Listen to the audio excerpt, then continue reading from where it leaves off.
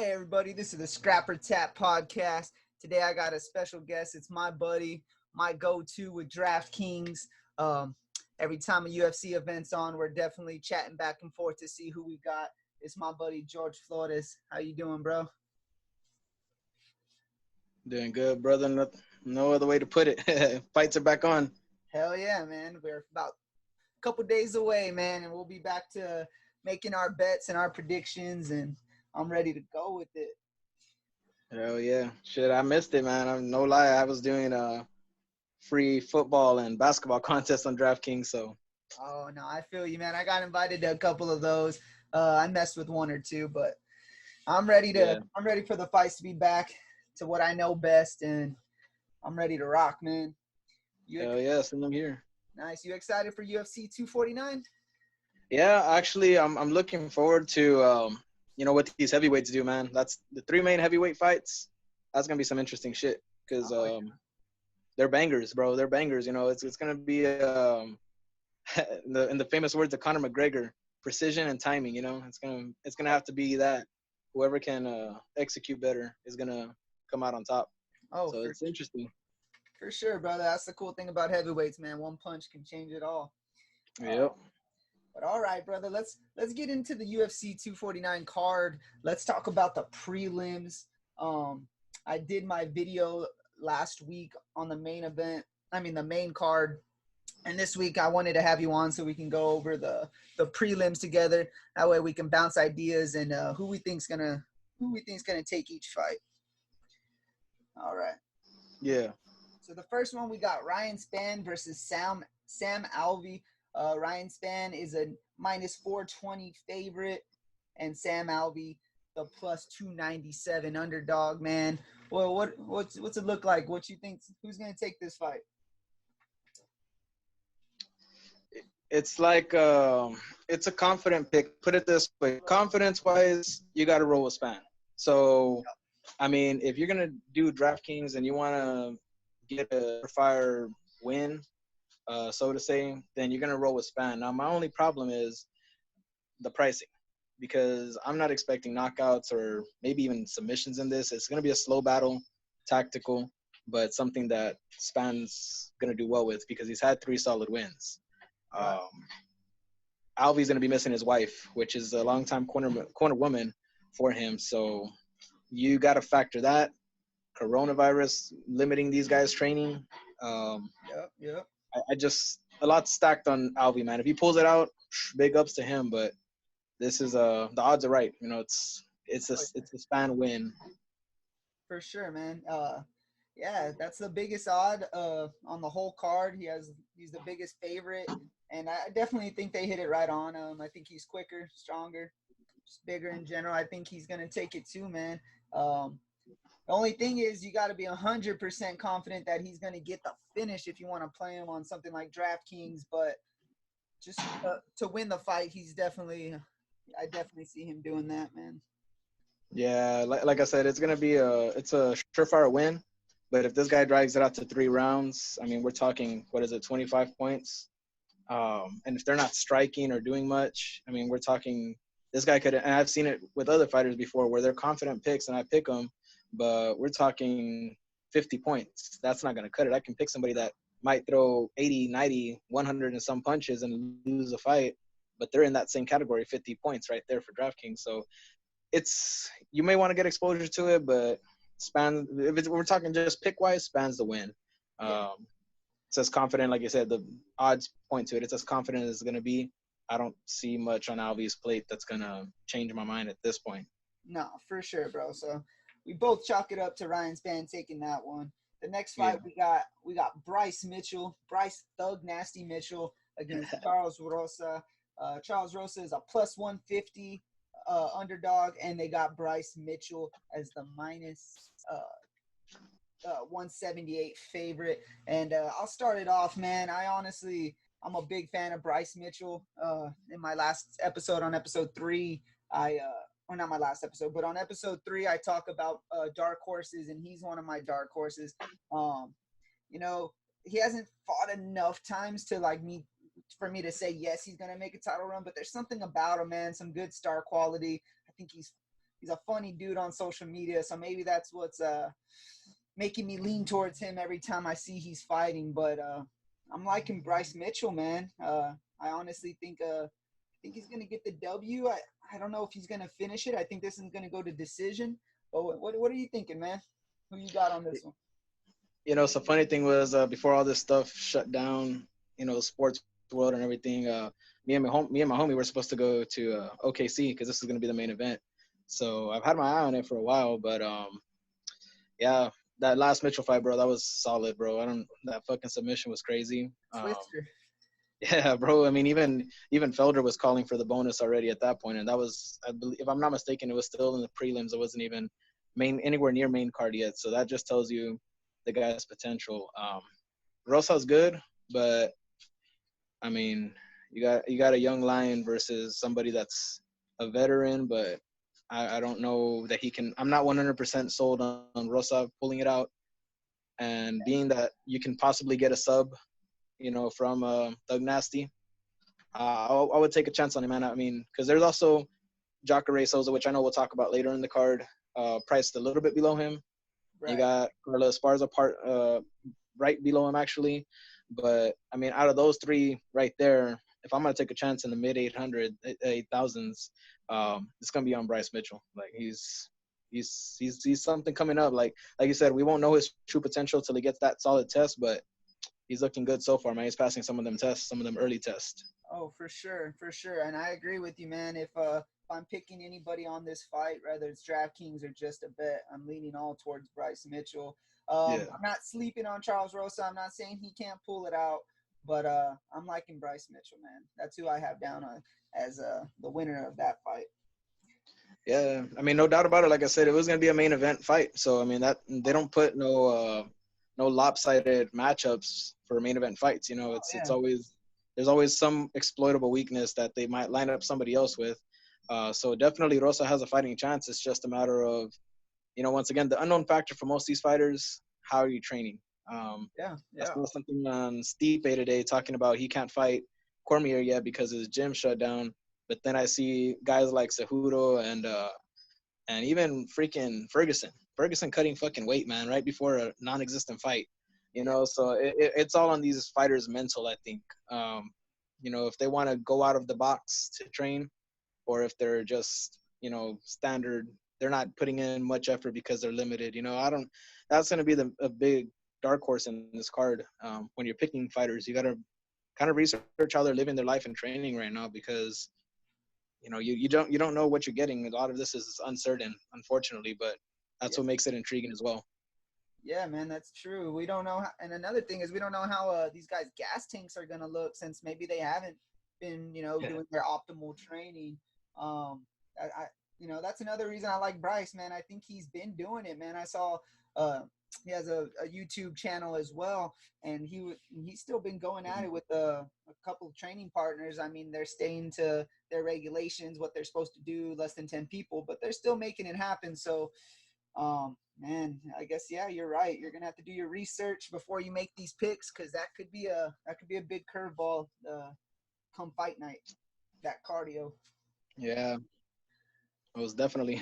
Yeah, for sure, bro. So then the next one, man, we got a good one. This one, I feel like this could be a banger. We got Vicente Luque, the minus 320 favorite, going up against Nico Price, the plus 260 underdog. What you thinking, man? Who you leaning towards?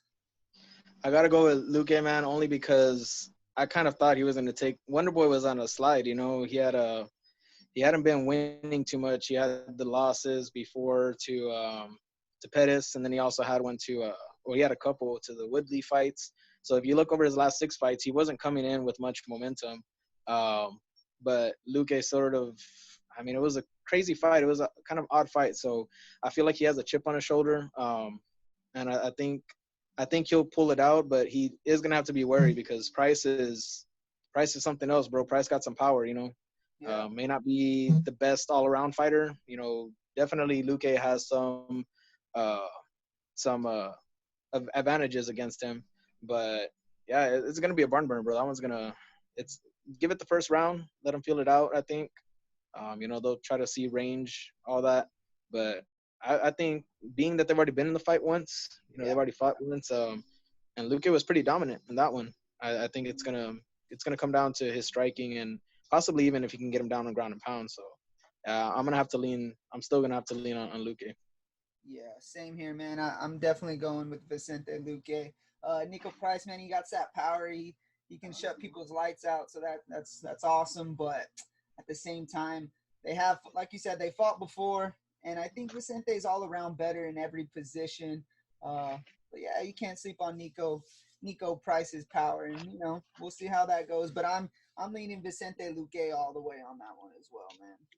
Yeah, I mean it's just outside factors from the last fight, and he was on a tear, before that happened. So he'll get back on track. I'm believing that at that point he'll get back on track. This is a kind of feels like a setup fight, kind of like I was saying with the Span and Alvi fight. Yeah, for They sure. know. I mean, unless Price has made significant changes, which I don't really feel he has. I mean, he's a good fighter, power, but I just don't. I haven't seen too many changes from his game to say, he's gonna take out Luque. So yeah, I'm Yeah. rocking with Luque on this one, man. No, for sure, man. We both got Vicente Luque on that one. Let's see when we're gonna come across one that we disagree on. It might be this one. I'm not too sure. You were just talking about this fighter. The next fight we got Uriah Hall, the plus 138 underdog, and then we got Jacare Souza, Ronaldo Souza, uh, minus 162 favorite, man. Who you leaning towards? Yo, so Jacare Souza, man, he's that BJJ specialist, bro. Yep. Grappling and all that is his forte. Uriah Hall, of course, is your technical sound striker, so he's gonna have this striking in his department.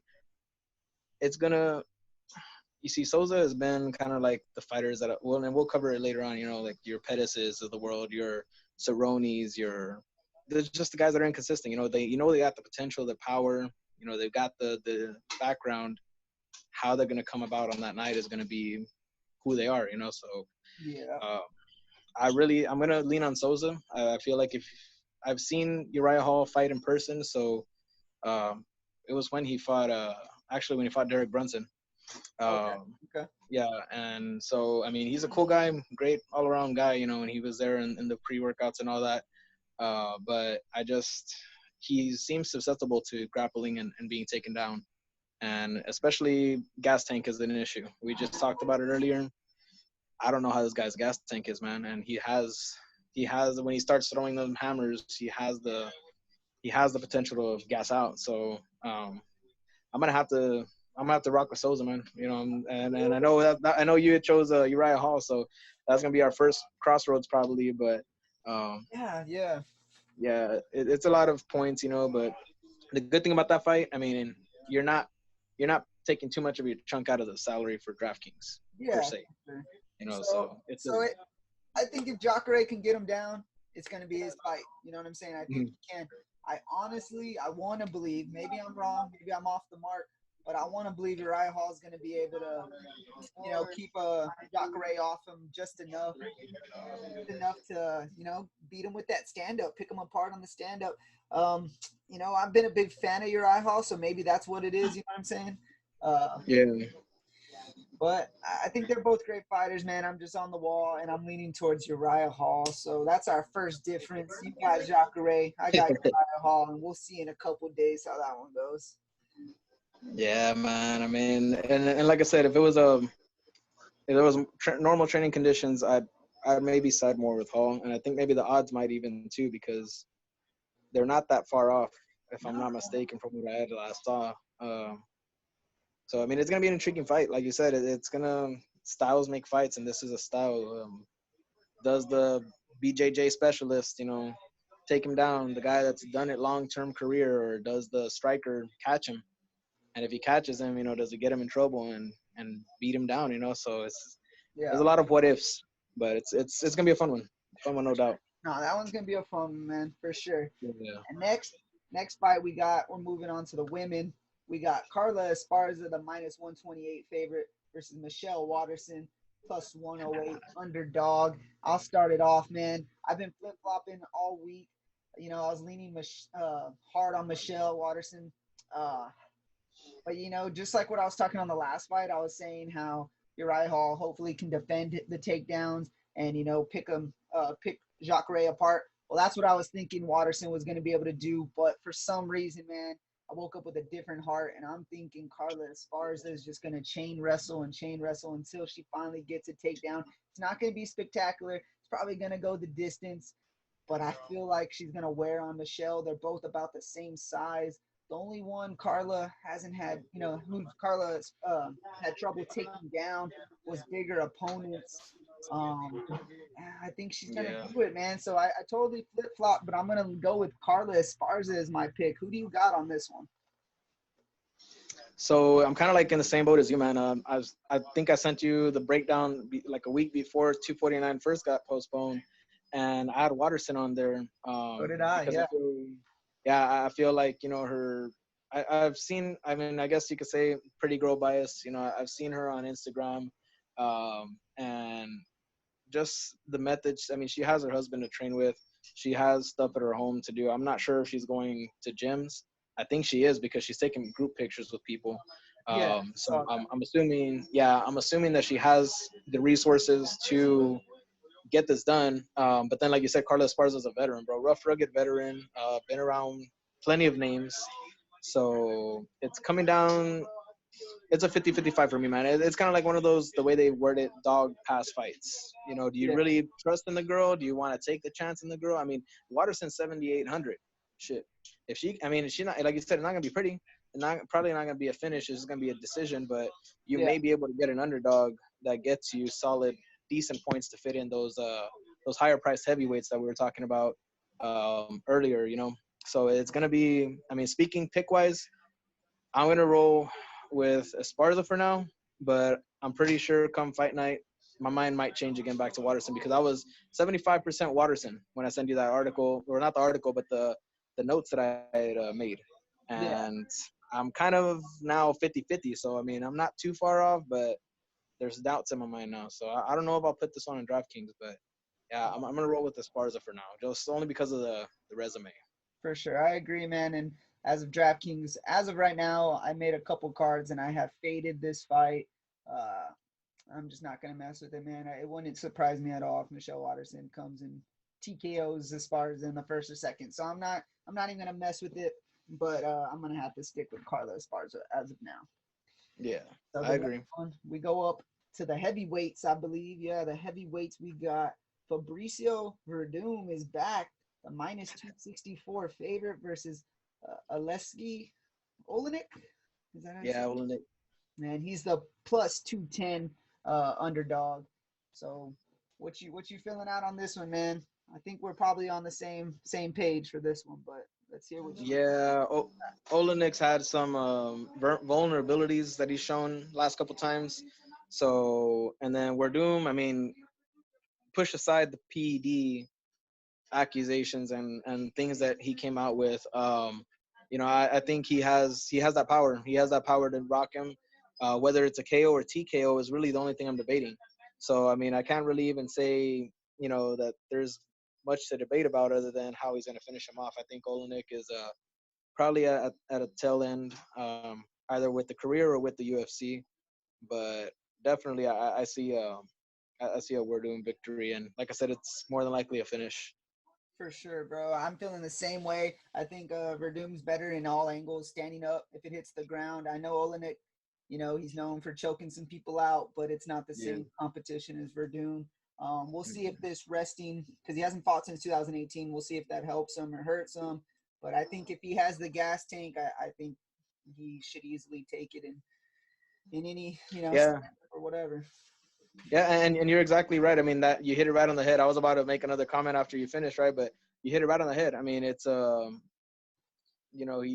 2 year layoff is gonna either help him or hurt him. But I mean, even in a sloppy fight, I just see him getting that one punch that's gonna either rock or knock him out cold. So For I sure. gotta stick. Yeah, I gotta stick what we're doing. Like I said, I really just don't. I don't see too many routes for Olenek at this point, unfortunately. So it's that one. You see, I would have thought him and that's because he's higher than Ngannou, which I understand why. Rosenstruck's a much dangerous opponent than the one that we're Doom's fighting. So, Yeah. but I would have expected Werdum to be maybe the highest priced guy only because of the high possibility of a knockout. So kind of interesting the way they put the odds and pricing. But I mean, if you're doing a DraftKings lineup, I'd start off with Werdum. I mean, you can't hurt it. I was You about to run a couple lineups, but put him as one of your guys. You know. yeah, yep. I was about to say. So I'm guessing you're taking Verdum on some of your lineups. Oh yeah, Yeah, yeah, most definitely, man. Like I told you, those heavyweight fights are my. They have my eyes on them. Um, they're gonna be. I'm pretty sure there's gonna be a lot of. They're gonna swing the card. You know, it's gonna be whether okay. you fade the public, because I think a lot of the public's probably gonna ride on them. So it's gonna be whether you fade it and they don't perform like they're supposed to, or Yes, you ride sir. with it and you're with the rest of the crowd. So that'll be interesting. Yeah, for sure, bro, for sure. Um, all right. So the next fight, it's the last fight we got on the prelims. It's one of my favorite fights, not only on the prelims but the whole card. We got the favorite minus 120 Anthony Pettis versus Donald Cerrone, plus 102 underdog. Um, and I guess I'll start it off. I love both of these fighters ever since the WEC days. This one, it's a rematch. They've already fought 7 years ago. Oh man, it kind of hurts my heart a little bit to have to pick against one or see one of these guys lose. But man, I'm gonna have to ride with the guy I think's a little bit quicker and a little bit more solid of a chin at as of these days, and I'm gonna have to go with Anthony Pettis. Um, Donald Cerrone will not surprise me in any avenue if he comes out and gets this victory. If he has a chip on his shoulder from, losing to Conor McGregor just a few months ago, man, he might be coming in with some extra steam. I don't know, but I'm gonna have to lean with Anthony Pettis. What are you thinking? Yeah, so I mean, I'm kind of on the same boat with you, man.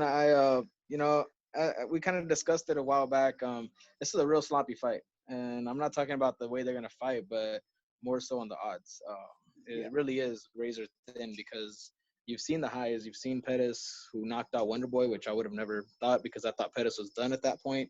yep, But only to come back and then get pummeled by Diaz, and then his last fight was less than spectacular as well. So, and then you got Donald Cerrone. The last three fights just have he looks like a shell of himself, bro. So it hurts, like you said, it hurts to even go against him because you want to see the guy thrive and be able to make what he wants to do because he really wants to keep on fighting. But I think this loss puts him at the end of it puts Dana in that spot again, like he does with so many rough, rugged UFC veterans, where he just tells them, "Hey, man, you gotta hang it up, or I'm gonna have to release you." Like he yeah, puts the ultimatum because they're just they've been enough. They've done enough. They've done enough for the company. They've been in their wars, and it's time to set sail that ship and maybe look for another avenue. Maybe training is his calling. Maybe family man is his calling. Who knows? But yeah, yeah, I just think Pettis still has that athletic ability,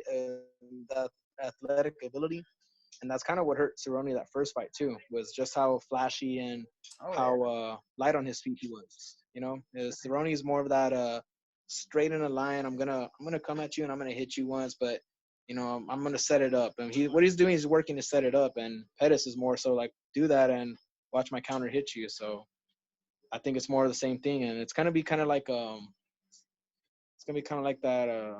Gaethje and Cerrone fight, man. I feel yeah. like if we see a true Anthony Pettis, he's gonna wear down Cerrone, and it's one punch is gonna catch him to wobble him and get him down, and it's gonna be all she wrote. Yeah, bro. I think we're on the same page. You mentioned hanging him up. So check it out. If Anthony Pettis does, beat Donald Cerrone, especially in like a knockout fashion, do you think we see him set the gloves down in the middle of the ring? You think Donald Cerrone's gonna hang it up, or you think he's fighting till he just literally can't throw another damn punch? What are you thinking, man? I mean, I was expecting him to kind of do it after the Connor fight. It was a very pitiful performance, and he kind of cleared the air. I think it was this week with Ariel Hawani when he said I wasn't in it, and it's hard to get into some of these fights.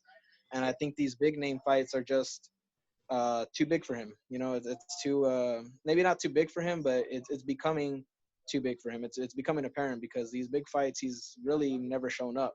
He could Yep. have been a champion, should have been a champion, but I see him being stubborn. He's kind of like, and that's why I'm saying it's gonna put Dana in that tough spot because he's gonna be your Chuck Liddell. You've been in so many wars, you had your highs, but you're reaching your lowest of your lows at this point, man, and you're not getting any younger. You're not showing at the body wise, you're not showing me too much to say he can make a comeback. You can line him up with three fighters that may be lower tier and then get him back to a title shot or something. He doesn't show that much from his body anymore. He shows that he's worn out. That Ferguson fight was very taxing on him. And then just to get knocked out by Gaethje, all cards are on deck. I would expect him to hang him up if he gets knocked out by Pettis, especially if it's a very quick one. But you never know with Donald Cerrone now, man. I mean, I really thought he was going to do it the last fight. I really did. Sure. No, I agree, man. And I never want to tell a fighter or like say that I think they should hang it up, but at the same time, I also don't like watching one of my favorite fighters, get battered or possibly put his future health at risk. Uh, I mean, we don't, Yeah. yeah, it's a crappy situation in general, but we'll see what happens, man. I feel like he'll be a little stubborn, especially if he gets this win. We've seen him go on 2, 3 fight losing streaks and then get a big win, and he's right back in it. So I guess we're gonna have to see, but I think we're both agreeing we're taking Anthony Pettis in this one, right? Yeah, and the only dark horse in this fight that I can say right now is going to be Pettis's legs. He apparently had hurt it with the Diaz fight. I think he said it's an excuse. I don't know, but he apparently hurt his foot or ankle. I don't remember what specific injury it was, but Donald Cerrone has some good leg kicks, man. And he may still have that power to whip one, and maybe that changes the fight. You never know. So I mean, he has a chance. It's just neither of these fighters are really, and I guess that's why they put him main event and they lined him up. They're both in the same spot of their careers. They're rough, rugged veterans. They've had their highest of highs, but they're at their lowest of lows. And I think this is saying, Cerrone, it's your last chance, bro. Last chance to get it right. For So we'll sure. have to wait and see. But you got to hope for a guy like that. Yeah, like you said, he came back and pummeled Alexander Hernandez. And made it look like he was a brand new man. Then he went on that rash of wins before he definitely went through this landslide. So For you never sure. know with Cerrone, but I mean, getting up there in age, man, you gotta start considering other options. Definitely, you don't want to be my my biggest flashback is Roy Jones, but Chuck Liddell fits it as well. Sure. They're Hall of Famers, guys that are golden stars, but they held on too long. They didn't want to give it up, and their legacy, unfortunately, to some people, is going to be remembered as them getting pummeled or being a gatekeeper. So, Yeah, for kind sure. of want to avoid them. Yeah, man, you brought up Chuck Liddell, man. I hated when he went on and fought Tito Ortiz. Was it for the third time or something? And that was just Yeah, hell of himself. And it was a bummer to watch. So I agree, man. I don't like to see any fighter go through that. So, I, yeah. hopefully he finds a new avenue if this is it for him. We'll see on Saturday, man.